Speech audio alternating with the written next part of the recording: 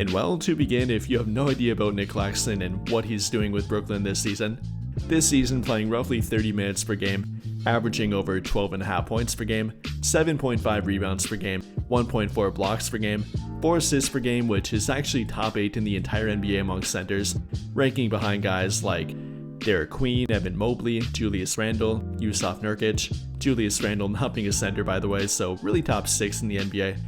Not to mention that he is the only center in the entire NBA to be averaging at least 4 assists per game to under 2 turnovers per game, averaging 4 to 1.5 turnovers per game, nearly a 3 assist to turnover ratio, which is incredibly impressive for a big like himself. Not to mention a guy that prior to this season had never averaged over 3 assists per game. So definitely still improving, definitely showing signs of growth and improvement offensively, while maintaining his effectiveness on defense. As like I mentioned before, he is averaging 1.4 blocks per game, is a very effective rim protector. Not only that, but is a switchable, versatile defender, can move his feet, can guard the 3-point line, can do a bunch of things on both defense and offense.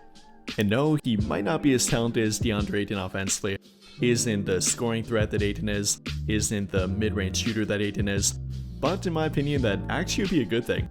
Unlike Ayton, who yes is talented, but that leads to him wanting the ball more, that's not the case with Nick Claxton. Yes, he can do stuff with the ball, again he's a very good passing big man, but he's not going to demand the ball, he's not going to demand post-ups or touches near the rim. He's simply going to play within the flow of the offense and play off of other teammates, which he definitely could do alongside Luka Doncic. Unlike Ayton, who's a mediocre lob threat at best, a mediocre pick and roll partner, as shown by what he's done lately and the kind of lack of chemistry and connection between himself and Luka Doncic lately, I don't think that would be the case with Nick Claxton. For one, he's a great vertical threat, is a great lob threat, and a very good athlete for a center of his size, coming in at 6'11" with over a 7'2" wingspan. Definitely a very agile and mobile big, both vertically and with running the court as well. I think that would be a great fit with Luka, putting him in the pick and roll game as a lob threat, putting him in his passing IQ in the pick and roll game, and simply within their offense. I think that would definitely have a lot of upside, which I definitely would be very curious to look into. And well, for then the next most important thing, arguably, that being the age fit and the timeline fit around the Luka Doncic timeline, quote unquote, something the Lakers have put a massive priority on, and reports definitely have made that very clear at this point. He'd be a great fit. In fact, he would perfectly match it. Much like Luka Doncic, Nick Claxton happens to be 26, pretty much 26 and a half, so pretty much identical to Luka. He would fit the 3 to 5 year old look, he could grow with their team, he would stay in his prime throughout it, wouldn't be at a risk of declining anytime soon. If anything, is still developing a bit, and like I said with the playmaking ability, he's showing improvement. I think it would be a great fit. Everything from the skill set standpoint, what he offers that their team doesn't really have right now in my opinion, what he wouldn't want to be in their offense and within their team like Ayton currently is, demanding touches and being frustrated if he doesn't get them, that wouldn't be a problem with Claxton. The fit would be great, the skill set matches, and then of course the timeline matches too. So from that standpoint, he would be a great fit and definitely a great trade target for their team. However, then when it comes to making a trade for him, would it be as perfect and would it be a seamless fit that way? Maybe, maybe not. At that point, it becomes a bit of a harder discussion and a bit of a harder pathway to get. Of course, trading with the Nets would not be the problem. We made a trade with them only a year ago for Dorian Finney-Smith. We've maintained communication with them according to reports.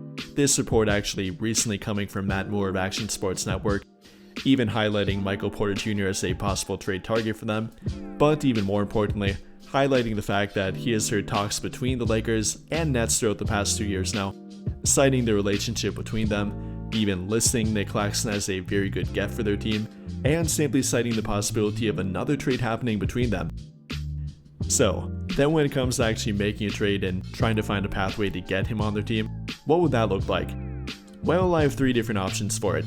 Number 1 being the basic trade and simply a 2-team trade, trying to make a trade work for him financially, giving up the required assets that it would take for Brooklyn to give him up and trade him to their team.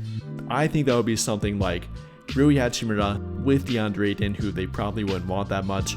Maybe they could try and trade him again. Maybe they could get him to opt into his contract and then trade him this summer. But regardless, I don't think he'd be a fit for their team going forward. Therefore, they wouldn't value him much through a trade. I think they value Hachimura a bit. Him being an expiring contract, that does have some value. Maybe they'd try to trade him before the trade deadline. Maybe they'd try to re-sign him and then try to trade him after that point. Regardless, I think it would have some trade value. Maybe not quite enough to avoid a first-round draft pick. Hopefully it would.